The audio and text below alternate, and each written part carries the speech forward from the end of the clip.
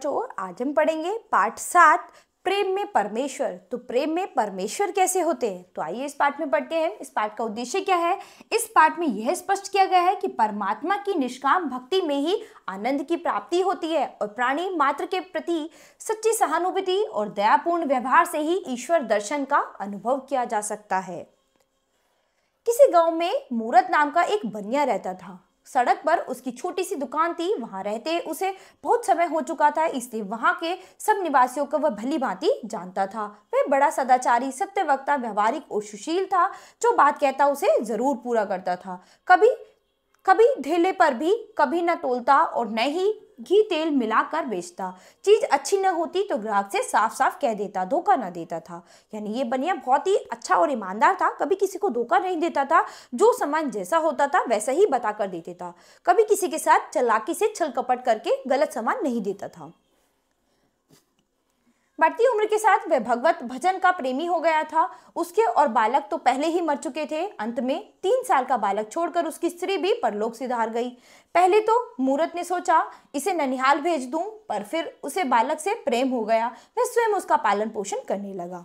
उसके जीवन का आधार अब वही बालक था। उसी के लिए वह दिन रात काम किया करता था, लेकिन शायद संतान का सुख उसके भाग्य में लिखा ही नहीं था। तो ऐसा क्या हुआ जो उसके भाग्य में संतान का सुख नहीं लिखा था, क्योंकि वो तो उसका पूरा पालन पोषण बहुत अच्छे से करता था, उसके लिए दिन रात मेहनत करता था। तो ऐसा क्या हुआ जिसकी वजह से उसे संतान का सुख नहीं मिल पाया। 20 वर्ष की अवस्था में वह बालक भी यमलोक सिधार गया। ओहो, तो क्या था कि 20 वर्ष की अवस्था हुई तो वो बालक भी क्या हो गया, यमलोक सिधार गया, उसको छोड़कर चला गया। अब वो फिर से अकेला हो गया। अब मूरत के शोक की कोई सीमा नहीं थी। वो बहुत ही परेशान हो गया, बहुत ही शोक था। उसका विश्वास हिल गया। सदैव परमात्मा की निंदा कर वह कहा करता था कि परमेश्वर बड़ा निर्दयी और अन्यायी है। मारना बूढ़े को चाहता था, मार डाला युवक को। यहाँ की उसने मंदिर जाना भी छोड़ दिया। अब वो इतना परेशान हो गया कि उसने मंदिर जाना भी छोड़ दिया कि परमात्मा एकदम निर्दयी हो गया है कि बूढ़े को मारने के बजाय वो जवानों को मार रहा है। तो ये परमात्मा का अन्याय है और मैं परमात्मा की पूजा नहीं करूंगा। एक दिन उसका पुराना मित्र जो 8 वर्ष से तीर्थ यात्रा पर गया हुआ था उससे मिलने आया। मूरत बोला, मित्र देखो सर्वनाश हो गया, अब मेरा जीना व्यर्थ है। मैं नित्य परमात्मा से यही विनती करता हूँ कि वह मुझे जल्दी इस संसार से उठा ले। अब मैं किस आशा पर जीवित रहूं। तो वो अपने मित्र से कहता है कि अब मेरे पास कोई आशा ही नहीं बची है जीने के लिए और मेरा जीना व्यर्थ है। मैं परमात्मा से हर रोज यही विनती करता हूँ कि मुझे अपने पास बुला ले। मित्र मूरत, ऐसा मत कहो, परमेश्वर की इच्छा हम नहीं जान सकते। वह जो करता है ठीक करता है। पुत्र का मर जाना और तुम्हारा जीते रहना विधाता के वश में है और कोई इसमें क्या कर सकता है। तुम्हारे शोक का मूल कारण यह है कि तुम अपने सुख में सुख मानते हो, पराये सुख से सुखी नहीं होते। मूरत कहता है तो मैं क्या करूं। अब मित्र कहता है परमात्मा की निष्काम भक्ति करने से अंतःकरण शुद्ध होता है। जब सब काम परमेश्वर को अर्पण करके जीवन व्यतीत करोगे तो तुम्हें परम आनंद की प्राप्ति होगी। तो अब उसके मित्र ने उसे समझाया कि अपने सब काम एक तरफ रख के परमात्मा की भक्ति में लीन हो जाओ तो तुम्हें सब कुछ अच्छा लगेगा। मूरत कहता है चित्त स्थिर करने का कोई उपाय तो बतलाओ। मित्र कहता है गीता, भक्त मालादि ग्रंथों का श्रवण पठन मनन किया करो। ये ग्रंथ धर्म, अर्थ, काम, मोक्ष चारों फलों को देने वाले हैं। इनको पढ़ना आरंभ कर दो, चित्त को बड़ी शांति मिलेगी। यानी आपका मन एकदम स्थिर होगा और मन स्थिर होगा तो आपका काम में भी मन लगेगा। मूरत ने ग्रंथों का पढ़ना आरंभ किया। थोड़े ही दिनों में इन पुस्तकों से उसे इतना प्रेम हो गया कि रात को 12-12 बजे तक गीता पढ़ता और उसके उपदेशों पर विचार करता रहता था। पहले वह सोते समय छोटे पुत्र को स्मरण करके रोया करता था, पर अब वह भूल गया। सदा परमात्मा में लीन रहकर आनंद पूर्वक अपना जीवन बिताने लगा।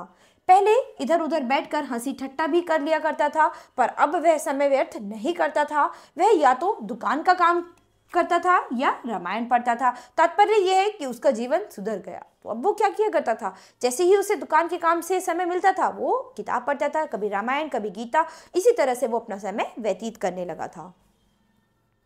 एक दिन पुस्तक पढ़ते पढ़ते मूरत के मन में विचार आया कि जब ईश्वर सब प्राणियों पर दया करते हैं तो क्या मुझे सब पर दया नहीं करनी चाहिए। तत्पश्चात सुदामा और शबरी की कथा पढ़कर उसके मन में यह भाव उत्पन्न हुआ कि उसे भी भगवान के दर्शन हो सकते हैं। यह विचारते विचारते उसकी आंख लग गई। बाहर से किसी ने पुकारा, मूरत मूरत देख, याद रख, मैं कल तुझे दर्शन दूंगा। यह सुनकर वह दुकान से बाहर निकल आया। वह कौन था? वह चकित होकर सोचने लगा, यह स्वप्न है अथवा जागृति, कुछ पता न चला। वह दुकान के भीतर जाकर सो गया। तो उसे लगा, उसे किसी ने आवाज दी, मूरत मूरत, कि तुम मेरे दर्शन पाना चाहते हो। तो जैसे ही वो दुकान के बाहर जाता है, उसे वहां पर कोई नहीं दिखाई देता। तो वो सोचता है कि ये कोई सपना है और वापस जाकर दुकान में सो जाता है। दूसरे दिन प्रातःकाल उठा और पूजा पाठ करके भोजन करके मूरत अपने काम धंधे में लग गया, परंतु उसने रात वाली बात नहीं भूली थी। रात्रि को बर्फ गिरने के कारण सड़क पर बर्फ के ढेर लग गए थे। मूरत अपनी धुन में बैठा था। इतने में बर्फ हटाने के लिए कोई कुली आया। मूरत ने समझा कृष्ण भगवान आए हैं। आंखें खोलकर देखा कि लालू बर्फ हटाने आया है। हंसकर कहने लगा, तो तुम हो लालू? और मैंने समझा कृष्ण भगवान, वाह री बुद्धि। तो अब वो क्या देख के कहता है कि भाई तुम हो लालू, बर्फ हटाने के लिए आए हो, लेकिन मैंने सोचा कि स्वयं भगवान कृष्ण आए हैं मुझसे मिलने के लिए।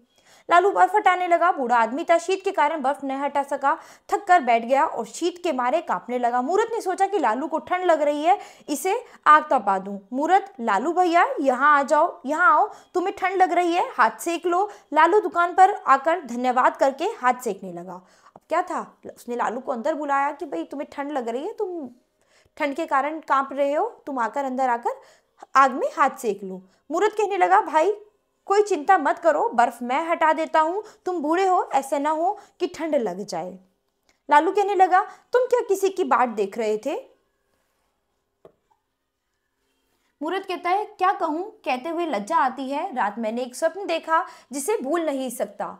भक्तमाला पट्टे पट्टे मेरी आंख लग गई। बाहर से किसी ने पुकारा, मूरत। मैं उठकर बैठ गया। फिर शब्द सुनाई पड़ा, मूरत मैं तुम्हें दर्शन दूंगा।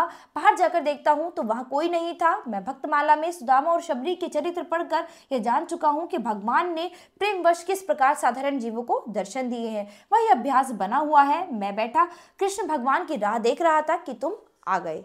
तो उन्होंने बताया कि मैं सुदामा और शबरी का जीवन चरित्र पढ़ रहा था, तो उसमें मैंने देखा कि अगर कोई भी मनुष्य जो है वो सच्चे मन से भगवान कृष्ण को याद करे तो वो उन्हें दर्शन जरूर देते हैं। तो मैं उसी की राह देख रहा था कि भगवान कृष्ण आए हैं शायद मुझे दर्शन देने के लिए। लालू, जब तुम्हें भगवान से प्रेम है तो अवश्य दर्शन होंगे। तुमने हाथ पैर सेकने के लिए आग न दी होती तो मैं मर ही गया था। मूरत, वाह भाई लालू, यह क्या बात हुई? इस दुकान को अपना घर समझो, मैं सदैव तुम्हारी सेवा करने को तैयार हूँ।